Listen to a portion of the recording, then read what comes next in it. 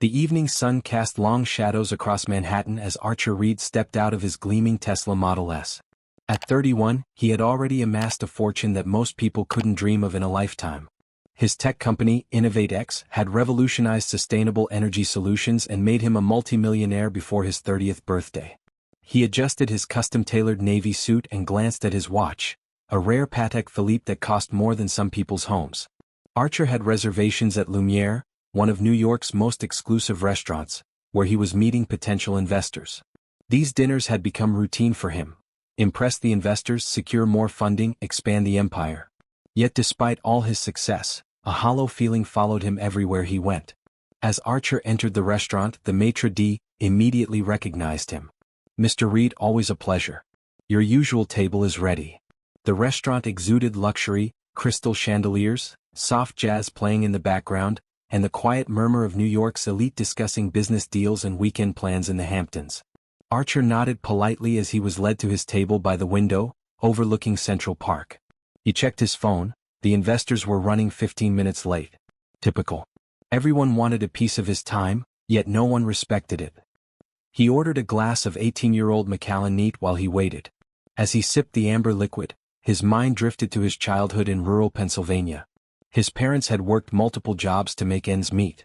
His father, a factory worker with dreams of something better, had died of a heart attack when Archer was just 14. His mother had sacrificed everything to put him through college. She'd passed away 2 years ago, just as InnovateX was taking off. Sometimes Archer wondered if all the success was worth it if he had no one to share it with.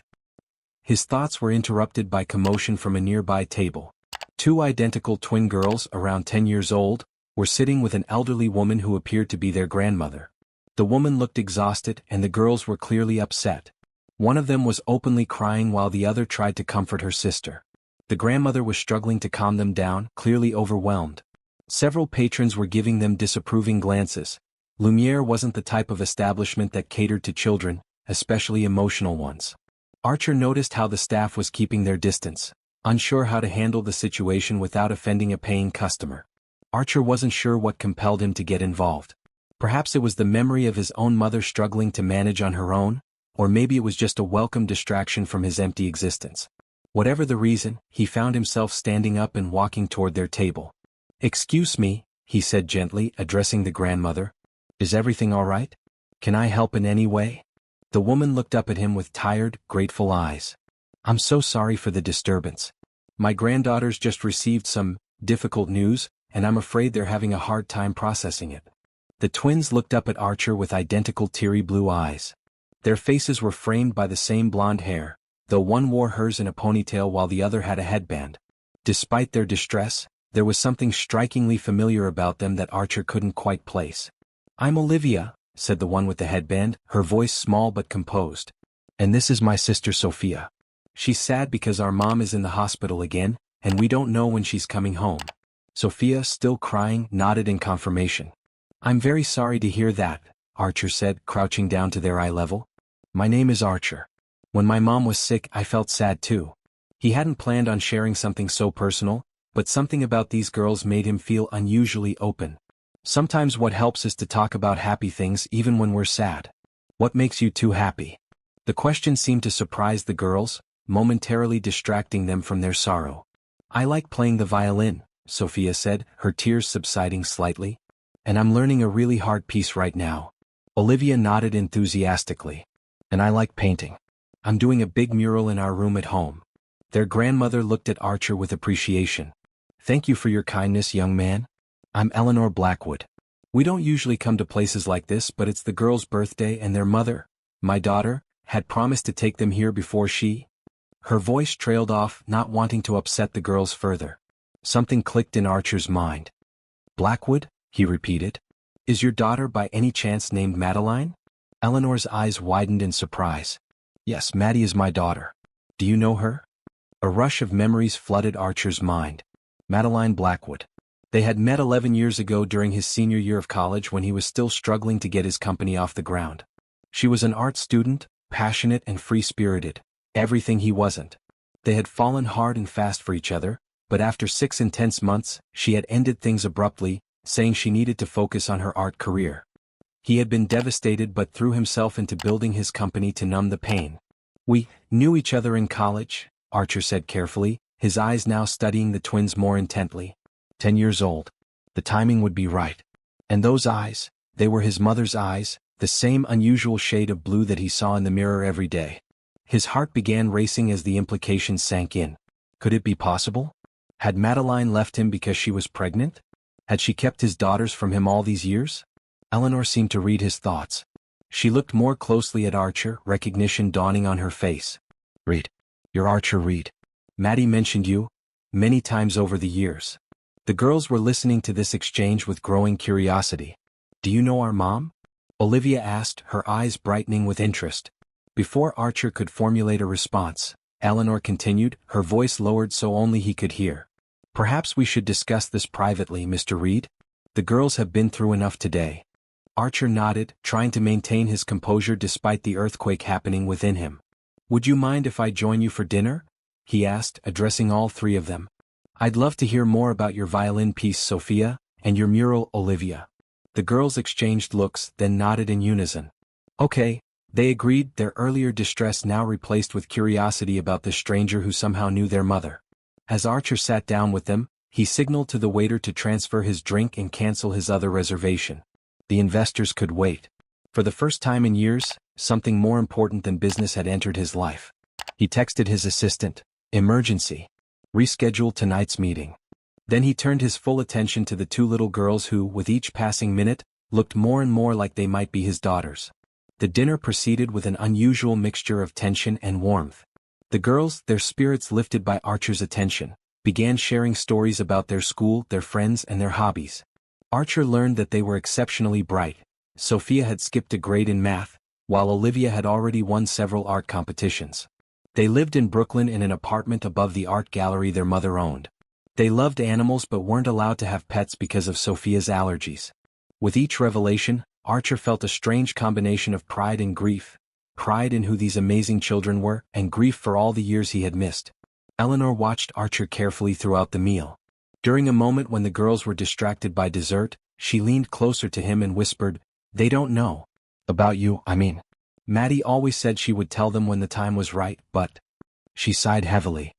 "Maddie has leukemia. The treatments were going well, but she had a setback yesterday. That's why the girls are so upset." Archer felt like he'd been punched in the stomach. Madeline was seriously ill, and here were their daughters. He was becoming increasingly certain they were his, celebrating their birthday without their mother. "Why didn't she ever tell me?" Archer asked, unable to keep the hurt from his voice. Eleanor's expression softened. "She tried to at first. She went to your apartment, but you had already moved out. Then she heard you had gone to California for a startup incubator. She wrote letters that were returned. After a while, she convinced herself you were better off without the burden of an unexpected family while you were building your career. She followed your success in the news though. The girls have a scrapbook of articles about you, though they don't know the connection. Maddie always planned to tell them and you when they were older." Archer struggled to process this information. He had indeed moved abruptly after their breakup, too heartbroken to stay in their college town where everything reminded him of Madeline. And he had spent nearly a year in Silicon Valley before returning to New York to establish his company headquarters. Had fate really conspired to keep him from knowing about his own children for an entire decade? Or had Madeline not tried hard enough to find him? The questions swirled in his mind, but looking at the twins happily sharing a chocolate souffle, he knew that assigning blame was less important than figuring out what to do now. "May I visit Madeline in the hospital?" Archer asked Eleanor. "And, if it's true, if they are mine, I want to be in their lives. I've missed too much already." Eleanor studied him for a long moment before responding. "The hospital is only allowing immediate family right now. But I'll tell her you want to see her. As for the girls..." She glanced at her granddaughters with love. "They need stability right now more than anything. Whatever happens, their well-being has to come first." Archer nodded in agreement. "Of course. But I need to know for sure. Would you consent to a DNA test?" The words felt strange coming out of his mouth, so formal, so legal, when what he was really asking was, "Are these beautiful, brilliant girls mine? Have I been a father all this time without knowing it?" Eleanor nodded slightly. Maddie would want that. She always said the girls deserved to know their father when the time was right.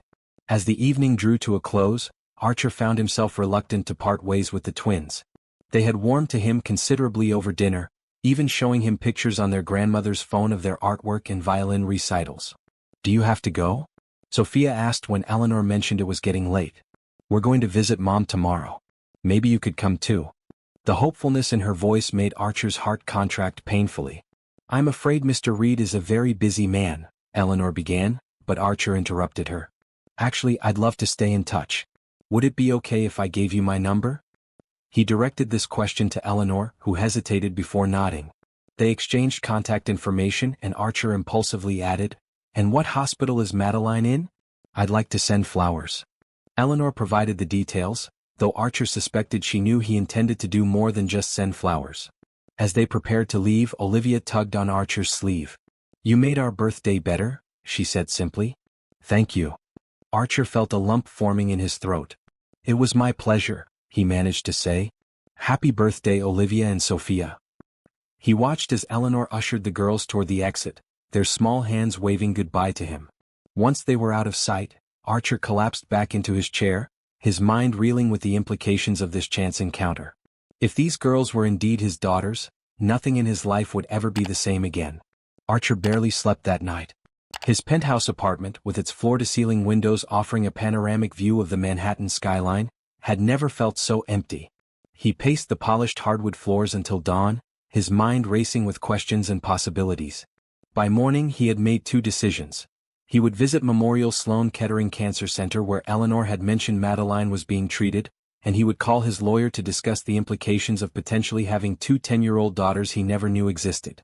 After a quick shower and change into more casual clothes, jeans and a simple button-down rather than his usual suit, Archer called his driver.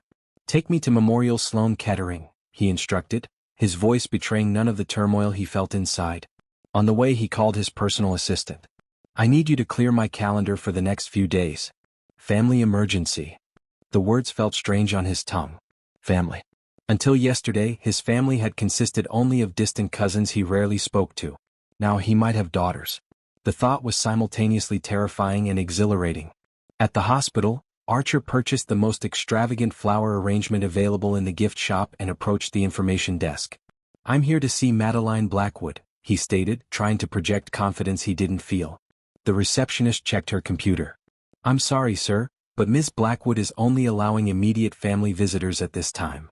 Archer hesitated, then said, "Please tell her Archer Reed is here. I think she'll want to see me." The woman looked skeptical but made the call. After a brief conversation, she looked up at Archer with surprise. "Room 412. The elevators are to your right." Archer's heart pounded as he rode the elevator to the fourth floor. What would Madeline look like after all these years? Would she be angry to see him? Happy? The uncertainty was almost unbearable. He found room 412 and knocked softly before entering. Nothing could have prepared him for the sight that greeted him. Madeline, once vibrant and full of life, lay in the hospital bed looking pale and fragile. Her long blonde hair, the feature he had always loved the most, was gone, a casualty of chemotherapy. But her eyes, those expressive hazel eyes, were the same, and they widened in shock when she saw him. "Archer," she whispered, her voice weak but unmistakably hers. "You came." He approached her bedside, setting the flowers on the table. "Maddie," he said, her old nickname slipping out automatically. "I met the girls last night. At Lumiere. They were with your mother." Madeline closed her eyes briefly as if gathering strength. "Eleanor told me. It's not how I wanted you to find out." The unspoken confirmation hung in the air between them. "So they are mine?" Archer asked, though he already knew the answer. Madeline nodded slowly. "Yes. Olivia and Sophia are your daughters." Despite having suspected it, hearing the truth spoken aloud sent Archer reeling. He sank into the chair beside her bed. "Why didn't you tell me, Maddie? All these years." His voice cracked with emotion. Madeline reached for his hand, her own thin and weakened by illness. "I tried at first. When I found out I was pregnant, I went to your apartment, but you had already moved out. Your roommate said you'd gone to California. I called your old number, but it was disconnected. I even tried contacting your mother, but she was ill then too, and I didn't want to burden her." Archer remembered that time, how he had changed his number, desperate to escape the memories of Madeline. How he had thrown himself into his work, moving across the country without telling many people. "You could have tried harder," he said, unable to keep the accusation from his voice. Madeline's eyes filled with tears. You're right. I could have. But I was 22, scared and pregnant with twins. My parents had just cut me off financially because I refused to give up art to join the family business. And then I heard about your startup, how well you were doing. I convinced myself you were better off without us holding you back. Her words cut deep, but Archer could see her perspective. He had been laser-focused on his career then, working 18-hour days to get his company off the ground. Would he have been ready for fatherhood? He wasn't sure. That wasn't your decision to make alone, he said finally. They're my daughters too. I had a right to know them. Madeline nodded, tears spilling down her cheeks. You're right. It was selfish of me. But I always planned to tell you and them when the time was right. And then I got sick and everything changed. Archer's anger dissolved in the face of her obvious suffering. How bad is it? He asked softly. Madeline attempted a smile that didn't reach her eyes. Not great. The cancer is aggressive. The treatment was working, but this latest setback. She trailed off, leaving the implications unspoken. Archer felt a cold dread settling in his stomach. What about the girls? What will happen to them? Madeline looked away, out the window where the morning sun cast long shadows. My mother has been helping, but she's 72. She can't raise two energetic girls on her own. I've been trying to make arrangements, but it's complicated. Without thinking, Archer blurted out, I'll take them. The words surprised even him, but as soon as he said them, he knew they were true. If something happens to you, they're my daughters. I want to raise them. Madeline studied his face as if searching for signs of insincerity. You don't even know them, Archer. Your life isn't set up for children. What about your company, your travels, your... She hesitated. Is there someone special in your life? A wife or girlfriend who might have an opinion about suddenly becoming a stepmother to twin girls? Archer shook his head. There's no one serious. There hasn't been since. He didn't need to finish the sentence. Since you. And yes, my life would change. But it should have changed 10 years ago. I've missed enough of their lives already. Madeline seemed to be weighing his words carefully. They're amazing, Archer. So smart, so kind. You'd be proud of them. Her voice caught. I've shown them your interviews in tech magazines. Told them about the brilliant man who's changing the world with sustainable energy. I just never told them that man was their father. A nurse entered the room, interrupting their conversation. Time for your medication, Miss Blackwood? She gave Archer a pointed look. And you should keep visits short. Miss Blackwood needs her rest. Archer stood reluctantly. I'll come back tomorrow, he promised Madeline. And, would it be okay if I spent some time with the girls? I don't have to tell them who I am yet, not until we figure things out, but I'd like to get to know them. Madeline nodded weakly. Eleanor is bringing them this afternoon. Maybe you could meet them at the park across from the hospital around 4? It would be good for them to get some fresh air. As Archer left the hospital, his mind was still processing everything he had learned. He had daughters, 2 brilliant, beautiful daughters who didn't know he was their father. And their mother, his first love, was fighting for her life. He called his lawyer from the car. Jackson, I need you to research something for me. What's involved in establishing paternity for 10-year-old twins? And what rights would I have if their mother isn't able to care for them? The conversation was brief but informative. Establishing legal paternity would be straightforward with DNA testing, but gaining custody could be complicated, especially if other arrangements had been made. By 4 o'clock, Archer was sitting on a bench in the small park across from the hospital. He spotted Eleanor and the twins immediately as they exited the hospital's main entrance. The girls were subdued, likely after visiting their sick mother, but their faces brightened when they saw Archer waving to them. You came. Sophia exclaimed, running ahead of her grandmother. Olivia followed more cautiously but with a smile. Eleanor's expression was a mixture of surprise and resignation. Mr. Reed, she acknowledged. I didn't expect to see you again so soon. I visited Madeline this morning, Archer explained, directing his words to Eleanor but smiling at the girls. She mentioned you might be bringing the girls here and I thought maybe we could all use some ice cream. There's a great place just down the block. The twins' faces lit up at the mention of ice cream, but they looked to their grandmother for permission. Eleanor sighed then nodded. I suppose that would be all right. We could all use something sweet after such a difficult day. As they walked to the ice cream parlor, the twins naturally fell into step on either side of Archer, chattering away about their visit with their mother. Mom looks really tired, but she said the doctors are helping her get better, Olivia explained, her voice containing equal measures of hope and worry.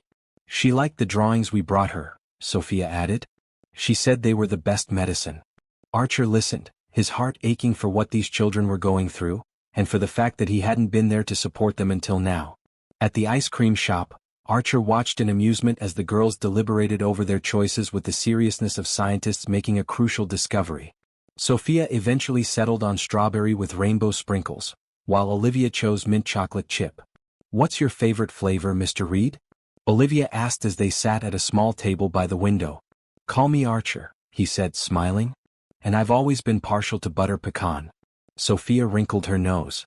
"That's an old person flavor," she declared, making Archer laugh out loud, a genuine laugh that surprised him with its ease. Eleanor watched their interaction with guarded interest. When the girls became absorbed in their ice cream, she leaned toward Archer and spoke in a low voice. "Maddie told me you visited her. She also mentioned you know the truth now." Archer nodded, keeping his voice equally quiet. "I want to be part of their lives, Mrs. Blackwood. I've missed too much already." Eleanor studied him, her expression softening slightly. "I can see that. But these girls have been through enough upheaval. Whatever happens, it needs to be handled delicately." "Agreed," Archer said. "I don't want to confuse or upset them. But with Madeline's condition..." He couldn't bring himself to finish the thought. Eleanor's eyes filled with tears, which she quickly blinked away before the girls could notice. "We're hoping for the best," she said firmly. "Maddie is strong. She's beaten this before." Archer nodded, though they both knew the situation was dire. "Either way," he said, "I'm not going anywhere. Not this time." After ice cream they walked through the park together. The twins, their spirits lifted by sugar and sunshine, ran ahead to a playground. As Archer and Eleanor sat on a bench watching them, Archer finally asked the question that had been nagging at him. "Do they ever ask about their father?" Eleanor sighed heavily. "Of course they do. All children want to know where they come from." Maddie told them their father was a brilliant man who had to go away for work. That he didn't know about them, but if he did, he would love them very much. Archer felt a lump in his throat. Despite keeping him in the dark, Madeline had painted him in a positive light to their daughters. "I would have," he said quietly. "Love them, I mean. If I had known." Eleanor patted his hand unexpectedly. "I believe you. And for what it's worth, I urged Maddie to tell you years ago. But my daughter can be stubborn once she's made up her mind." That made Archer smile slightly. "I remember that about her." They watched as Sophia climbed to the top of the monkey bars, her face alight with triumph, while Olivia meticulously constructed a castle in the sandbox. "They're so different," Archer observed. "Sophia's the daredevil." "Always has been," Eleanor confirmed. "Takes after her mother that way. Olivia is more thoughtful, analytical. Reminds me of you actually, from what Maddie has told me." The idea that one of his daughters might share his temperament filled Archer with an unexpected warmth. As the afternoon stretched into early evening, Archer found himself reluctant to part ways with the twins. "Can I see them again tomorrow?" he asked Eleanor as they prepared to leave. The older woman hesitated, then nodded. "Madeline suggested you might want to take them to the Natural History Museum. Sophia has been begging to see the dinosaur exhibit, and it would give me a chance to spend some time with Maddie alone." Archer readily agreed, delighted by the prospect of an entire day with his daughters, even if they didn't yet know they were his. Saying goodbye to the girls was harder than Archer expected. "Will you really take us to see the dinosaurs tomorrow?" Sophia asked, her eyes wide with excitement. "Absolutely," Archer promised. "I'll pick you up at 10. Olivia, more reserved than her sister, studied Archer with a thoughtful expression. "Why are you being so nice to us? You barely know us." The question caught Archer off guard. How could he answer truthfully without revealing everything? "Sometimes," he said carefully, "people come into our lives exactly when we need them. And sometimes those people become very important to us, even if we've only just met." Olivia considered this, then nodded, apparently satisfied. "Like destiny," she said solemnly. "Or quantum entanglement." Archer couldn't help but laugh. "Exactly like quantum entanglement. You know about that?" Olivia shrugged. "I read a lot of science books." Again Archer felt that surge of pride. His daughter, was interested in quantum physics at 10 years old. After they left, Archer found himself standing alone in the park, watching the sun begin its descent behind the Manhattan skyline. His life had been completely upended in less than 24 hours, yet strangely, he felt more grounded than he had in years. He had a purpose now beyond making money and expanding his company. He had 2 daughters to get to know, to protect, to love. And he had Madeline to reconcile with, the woman who had broken his heart and given him the greatest gift imaginable, all at once. As he walked back to his car, Archer's phone buzzed with notifications from work. Urgent emails, meeting requests, decisions that couldn't wait. For the first time in his career he ignored them all. Some things were more important than business. He had a museum to prepare for and 2 little girls to impress. Tomorrow would be their first real day together as father and daughters, even if 2 of them didn't know it yet. Archer couldn't wait. Archer woke before his alarm the next morning, a nervous energy coursing through him. Today would be his first full day with the twins, his daughters, and he wanted everything to be perfect. He'd spent half the night researching the Natural History Museum's exhibits, particularly the dinosaur hall that Sophia was so excited about.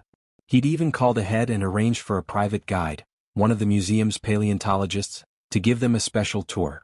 If he couldn't tell the girls he was their father yet, he could at least be the coolest adult friend they'd ever had. At precisely 10 o'clock, Archer pulled up outside Eleanor's modest brownstone in Brooklyn. He'd opted to drive himself today rather than use his usual car service, wanting the day to feel more personal, less ostentatious. He'd barely knocked when the door flew open, revealing Sophia in a t-shirt with a T-Rex on it, practically bouncing with excitement. "You're here. Grandma said you might be too busy with work stuff, but I told her you promised, and you don't seem like someone who breaks promises." Her words tumbled out in a rush that made Archer smile. Olivia appeared behind her sister, more composed but with an eager light in her eyes that belied her calm demeanor. "Hi, Archer," she said, testing out his first name with careful pronunciation. "I made a list of all the exhibits I want to see, organized by floor and scientific importance." She held up a carefully handwritten list, complete with check boxes. Archer's heart swelled. She was methodical just like him. Eleanor emerged from the kitchen looking tired but grateful. "Thank you for doing this," she said quietly. They've been up since dawn, packing their backpacks like they're going on an expedition. The drive to the museum was filled with chatter from the back seat, primarily from Sophia, who seemed determined to share every dinosaur fact she knew. "Did you know T-Rexes had feathers? Not like bird feathers but more like fuzz.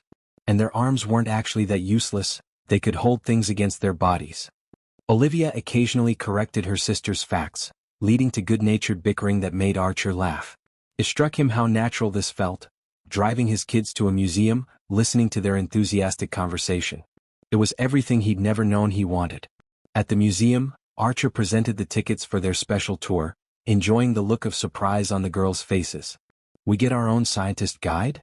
Sophia gasped, eyes wide. "That's so cool." Olivia looked equally impressed but managed a more restrained response. "That was very thoughtful of you to arrange," she said solemnly, sounding older than her 10 years. Their guide, Dr. Martinez, appeared moments later, a friendly woman with a contagious enthusiasm for paleontology. "I understand we have some dinosaur enthusiasts here today," she said, smiling at the twins. "Well, you're in for a treat. We're going to see some specimens that aren't even on display to the general public." For the next 2 hours, Archer watched in amazement as his daughters absorbed every word Dr. Martinez said. Sophia asked dozens of questions, while Olivia took careful notes in a small notebook she'd brought along. Occasionally, one of them would grab his hand to pull him toward a particularly interesting fossil or display, the gesture so natural and unconscious it made his throat tight with emotion. These brilliant, curious children were his, and they didn't even know it yet. The weight of the secret he was keeping felt heavier with each passing hour. During a break for lunch in the museum cafe, Olivia fixed Archer with her analytical gaze. "You know our mom, right? From college?" The question caught him off guard and he nearly choked on his sandwich. "Yes," he admitted once he'd recovered. "We were close friends." Sophia leaned forward, suddenly interested. "Mom never talks about her college friends. What was she like back then?" Archer hesitated, unsure how much to share. "She was an amazing artist," he said finally. "Full of life and creativity. She could see beauty in things everyone else overlooked." The girls exchanged a significant look. "That sounds like Mom," Sophia said with a small smile. "Did you ever see her paintings from back then?" Archer nodded, memories washing over him. "I did. I actually still have one she gave me. It's hanging in my apartment." This wasn't strictly true. The painting was in storage with other belongings he hadn't been able to part with after their breakup. But he made a mental note to find it as soon as possible. "Can we see it sometime?" Olivia asked, her voice casual but her eyes intent. "She doesn't let anyone see her old work. Says it's embarrassing." "I'd like that," Archer said, his voice thick with suppressed emotion. Maybe you could both come over sometime. I have a great view of the city from my place. He immediately wondered if that sounded strange, inviting children he supposedly barely knew to his home. But the girls didn't seem to find it odd. Cool, Sophia said enthusiastically. Do you have a pool? Our friend Zach has a pool in his building.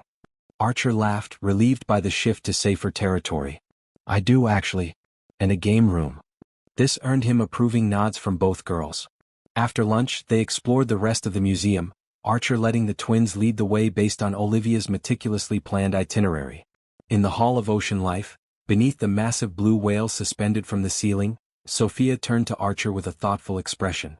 Our mom is really sick, she said abruptly. The doctors say she's going to get better, but Grandma cries when she thinks we're asleep. Are grown-ups not supposed to tell kids when bad things might happen? The question hit Archer like a physical blow. How could he answer that? I think, he said carefully, that grown-ups sometimes want to protect the people they love from painful truths. It doesn't mean they're lying exactly. They're just hoping that if they believe hard enough in the good outcome, it will happen. Olivia, who had been quietly listening, nodded in understanding. Like Schrödinger's cat. If you don't open the box, all possibilities still exist. Archer couldn't help but smile at her reference. Something like that, yes. Sophia looked between them, clearly not following. Who's Schrödinger and why is his cat in a box? This launched Archer into an explanation of quantum physics simplified for a 10-year-old, which somehow led to an impromptu demonstration using their lunch containers and napkins in the middle of the museum hall. Other visitors gave them curious glances as Archer enthusiastically explained superposition while the twins giggled at his increasingly elaborate metaphors. For a few precious minutes, they were just a normal family having fun together, the shadow of illness and secrets temporarily lifted. By late afternoon, the twins were showing signs of fatigue, though they both stubbornly denied being tired. Just one more exhibit, Sophia pleaded as Olivia stifled a yawn. The gems and minerals are on our list and they're supposed to be amazing. Archer checked his watch, knowing Eleanor was expecting them back soon, but unable to deny them anything. All right, one more. But then we really should head back. Your grandmother will be waiting, and I'm sure you'll want to visit your mom too. In the Hall of Gems and Minerals, the girls pressed their faces against glass cases containing glittering specimens from around the world. I'm going to be a geologist when I grow up, Sophia declared, her breath fogging the glass in front of a massive amethyst geode. Yesterday you were going to be a paleontologist, Olivia reminded her with a sisterly eye roll. And the day before that, an astronaut. Sophia shrugged, unperturbed. I contain multitudes, she said with a grin, clearly quoting something she'd heard an adult say. Archer watched them with a mixture of amusement and profound love. How had these incredible children come from him? He'd always been so focused, so single-minded in his pursuits. Yet here was Sophia, with her boundless enthusiasm and constantly shifting passions, and Olivia with her quiet intensity and methodical approach to everything. They were so different from each other and from him in many ways, yet he could see himself in both of them, in Olivia's analytical mind and in Sophia's determination. As they made their way back to the car, both girls grew quiet, the excitement of the day catching up with them. Thank you for today, Olivia said as Archer helped her with her seatbelt. It was the most fun I've had since Mom got sick. The simple statement squeezed Archer's heart. It was my pleasure, he said sincerely. I had fun too. More fun than I've had in, well, a very long time. In the rearview mirror, he could see Sophia already dozing off, her head lolling against the window. Olivia watched her sister with a protective expression that seemed too mature for her age. She pretends to be braver than she is, Olivia said softly, noticing Archer's gaze in the mirror. She cries at night sometimes but never wants Grandma to know. She thinks she has to be the strong one. Archer swallowed hard. And what about you? He asked gently.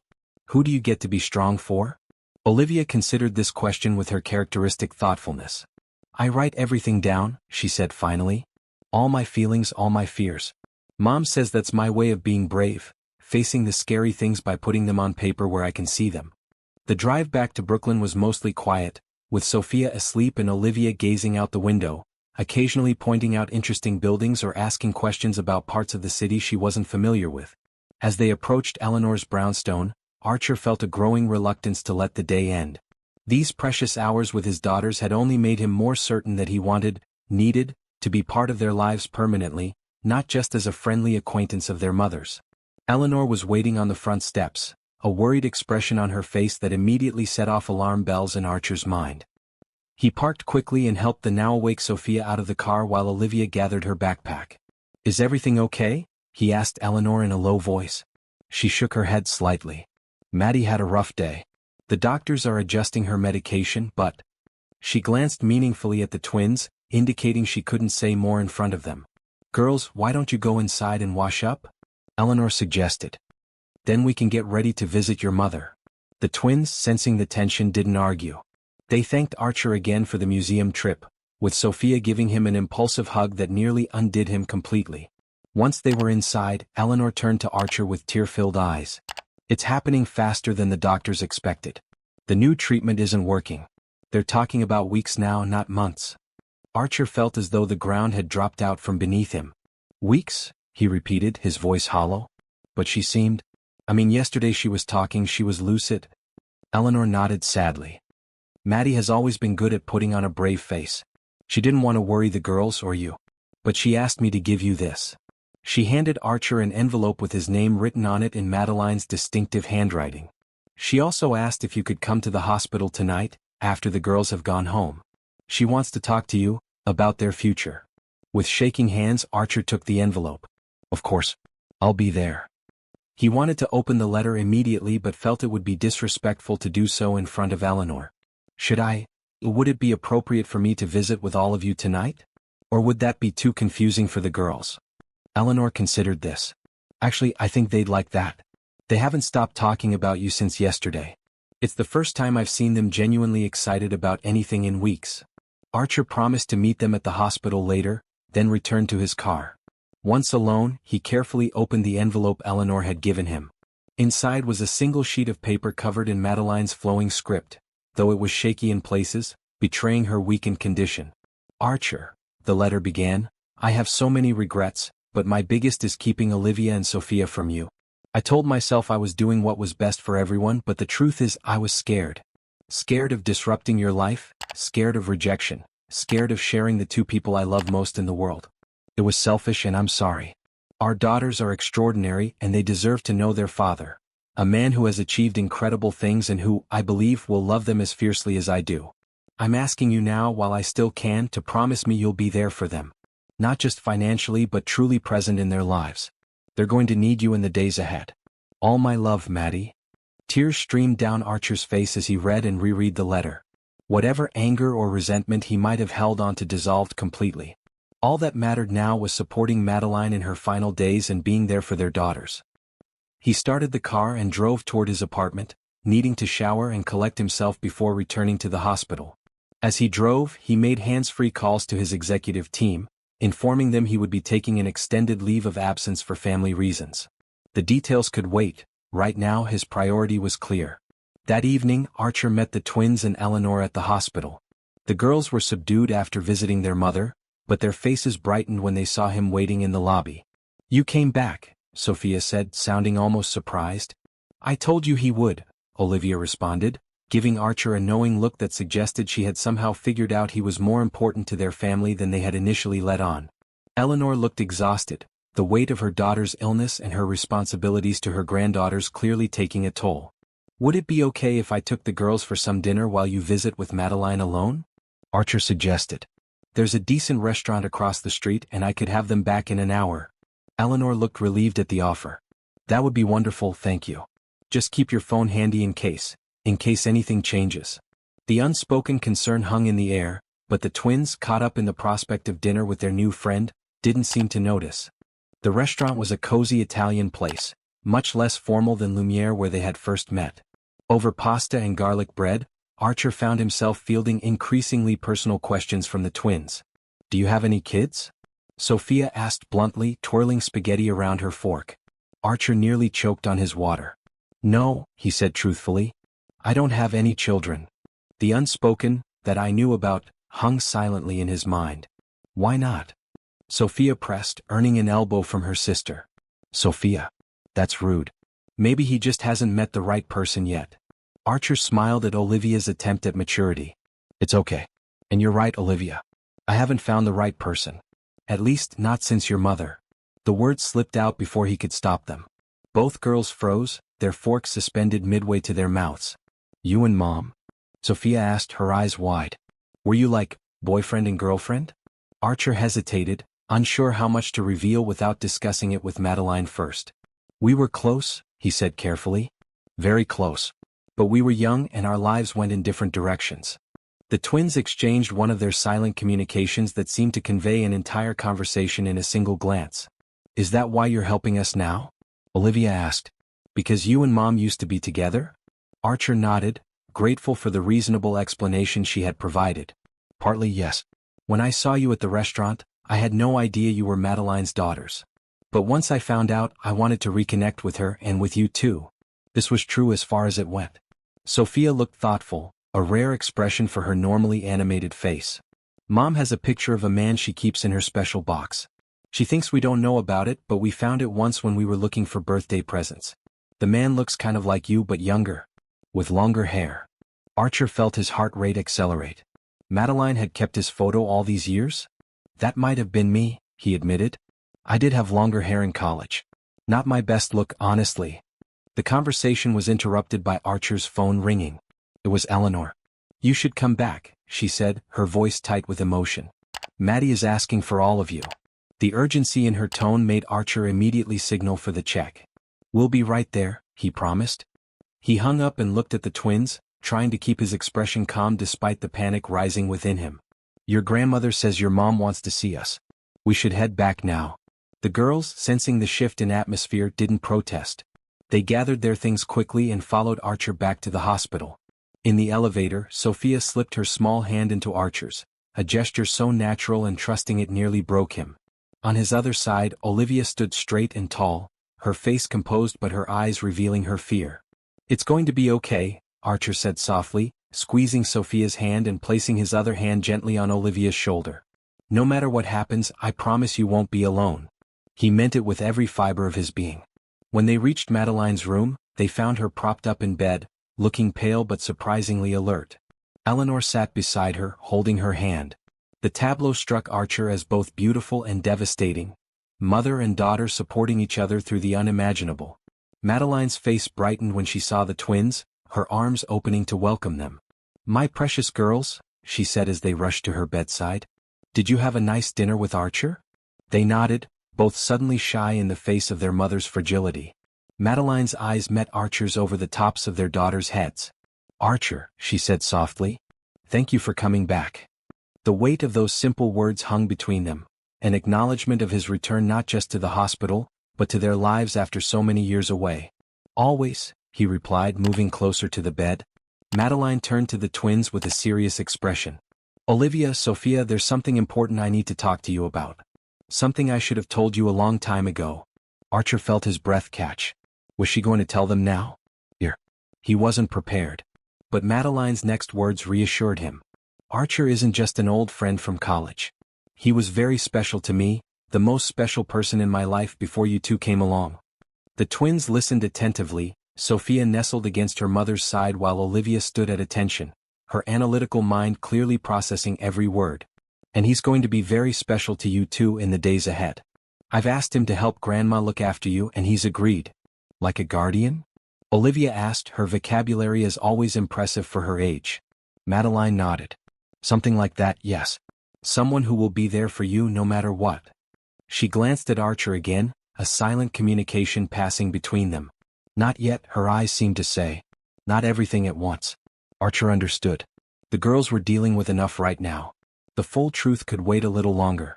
Sophia looked from her mother to Archer and back again. Is this because you're getting worse instead of better? She asked bluntly.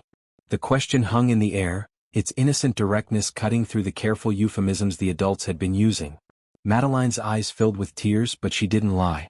The medicine isn't working the way we hoped, sweetheart.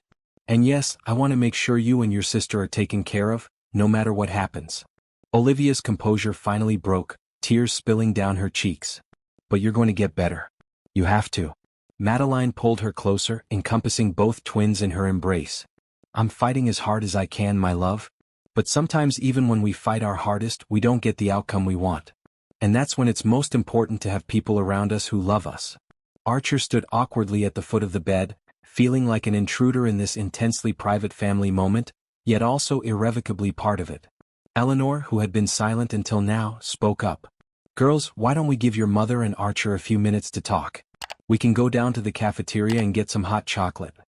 The twins looked reluctant to leave, but a gentle nudge from their mother convinced them. "I'll be right here when you get back," Madeline promised. "And then maybe Archer can read to all of us for a while." This suggestion seemed to appease the girls, who followed their grandmother out of the room with backward glances.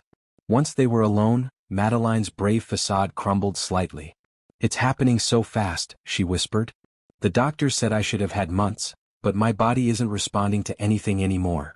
Archer moved to her side, taking her hand in his. It felt so small, so fragile compared to the vibrant woman he remembered. "I meant what I just told the girls," she continued. "I want you in their lives. But there's more we need to discuss." Archer nodded, his throat too tight for words. "Legally," Madeline said, "my mother is their guardian. That was arranged years ago. But she's not young, Archer. She can't raise two 10-year-old girls on her own." She took a shaky breath. "I've prepared papers acknowledging you as their father. With a DNA test to confirm it, you'll have parental rights. But I don't want to force them on you. If you've changed your mind—" "I haven't," Archer interrupted firmly. "Maddie, those 24 hours I spent with them, they're the most amazing children I've ever known. And they're ours. I want to be their father, not just legally but in every way that matters." Madeline's expression softened into relief. "I was hoping you'd say that. My lawyer has everything prepared. Eleanor knows where the papers are." She squeezed his hand weakly. "But Archer, promise me something. Don't take them away from Eleanor completely.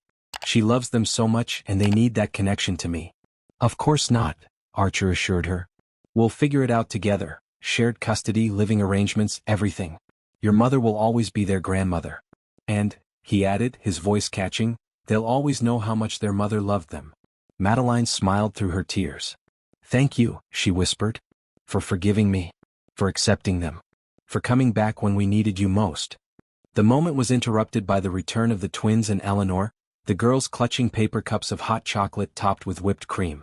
"Mom, Grandma said we could stay an extra hour tonight," Sophia announced, chocolate already smeared around her mouth. "And Archer promised to read to us, remember?" Madeline smiled at her daughter's enthusiasm. "I remember. Why don't you pick a book from that shelf over there? The nurses brought some for us." As Sophia bounded off to select a book, Olivia approached Archer hesitantly. "Are you really going to help take care of us?" she asked, her voice small but direct. Archer crouched down to her level, looking into eyes so like his own. "Yes," he said with absolute certainty. "I promise." Olivia studied his face with that penetrating gaze that seemed to see right through to his soul. Whatever she found there must have satisfied her, because she nodded once, decisively, before joining her sister at the bookshelf. For the next hour, Archer sat beside Madeline's bed, reading from the book the twins had selected, a fantasy novel about a brother and sister who discovered they had magical powers. The girls squeezed onto the bed with their mother, while Eleanor sat in a chair on the opposite side. To any observer they might have looked like a normal family having a bedtime story. Only Archer and the adults knew how fragile and precious this moment truly was, a brief interlude of peace before the storm that was coming. 3 weeks later, Archer stood between Olivia and Sophia, each holding one of his hands as they gazed at the simple headstone. Madeline Grace Blackwood. Beloved mother, daughter, and artist. Forever in our hearts. The autumn leaves swirled around their feet as they placed fresh flowers at the grave. Madeline had slipped away peacefully 5 days after their reading session in the hospital, with her family surrounding her. Her final words to Archer had been, "Tell them when the time is right." That time had come sooner than expected. The night after the funeral, Sophia had found the old photo album in Madeline's studio while helping Eleanor pack some things. The photo of young Archer with his arm around Madeline had fallen out, along with a handwritten letter Madeline had prepared for the twins explaining that Archer was their father. The confrontation that followed had been tearful but ultimately healing. The girls, in their different ways, had processed the revelation, Sophia with a burst of questions and emotions, Olivia with quiet contemplation followed by logical inquiries about what would happen next. Now, 2 weeks after learning the truth, they were settling into a new routine. Archer had purchased a brownstone just a few doors down from Eleanor's, ensuring the girls could maintain their relationship with their grandmother while building one with their father. He had taken an indefinite leave from active management of his company, appointing his trusted COO to handle day-to-day operations while he focused on being a parent. The transition wasn't always smooth. Archer was learning that millions in the bank couldn't solve the challenge of detangling his daughter's hair or mediating their sisterly disputes, but every day brought new discoveries and deeper bonds. "I think Mom would be happy now," Sophia said softly, breaking the contemplative silence at the gravesite. "She always wanted us to know you." Archer squeezed her hand gently. "I think so too, kiddo." Olivia, ever practical, looked up at him with those analytical eyes that reminded him so much of himself. "We should plant wildflowers here in the spring," she suggested. "Mom always said gardens were more interesting when you let them grow a little wild." Archer nodded, his throat tight with emotion. "That's a perfect idea." Eleanor joined them, laying her own bouquet beside the girls. The four of them stood together, an unlikely family forged through loss but sustained by love. As they turned to leave, Sophia suddenly asked, "Can we get ice cream? Mom would want us to have ice cream." Archer and Eleanor exchanged glances, then smiled in agreement. "Absolutely," Archer said. "Your mom never could resist a good ice cream cone." As they walked back toward the cars, Olivia slipped her hand back into Archer's. "Dad?" she said, testing out the word that still felt new on her tongue. "I finished that book on quantum physics you gave me. Could we maybe do some experiments this weekend?" Archer felt his heart swell with love and pride. "Nothing would make me happier," he replied. On his other side, Sophia was already planning which flavor to order, her natural exuberance returning bit by bit. Archer looked from one daughter to the other, then up at the clear blue sky. 10 days ago, he had been a lonely millionaire with nothing but his work to fill the emptiness in his life. Now, by some miracle of fate and circumstance, he was a father with 2 extraordinary daughters who were teaching him what truly mattered. As they reached the cars, Eleanor caught his eye and nodded approvingly as if to say, "You're doing fine." And for the first time since finding out about his daughters, Archer truly believed that everything would be okay. Not perfect, not without challenges, but okay. And that was enough. If you're enjoying this video and want more content like this, make sure to hit that subscribe button and turn on the notification bell. That way you won't miss out on any of the amazing stories/videos we have coming up. Your support really helps the channel grow and keeps us bringing you more of what you love. Thank you. This story touched many of us here and we hope it moved you too. If you enjoyed this content and would like to support the channel, you can now use YouTube's Super Thanks feature. Just click the button below. Also, we'd love to hear your thoughts in the comments. What was your favorite moment in this story? Have you ever experienced an unexpected family reunion? And please share this video with someone who might need a reminder about the power of second chances and family bonds. See you in the next video.